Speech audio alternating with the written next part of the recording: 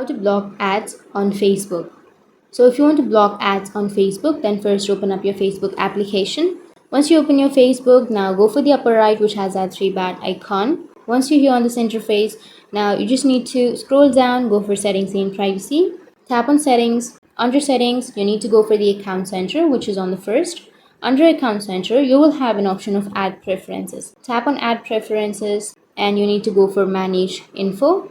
And here you need to go for the first option, which is categories used to reach you.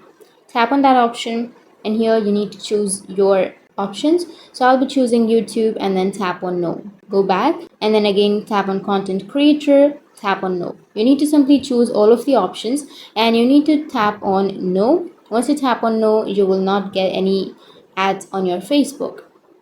And then again tap on view and manage, which is on the bottom of your screen. And here if you have any categories associated with you, you just need to simply turn that off. And once you turn that off, your problem will be fixed. So that's how you can block ads on Facebook. And if you have any questions, feel free to comment below. Thanks for watching.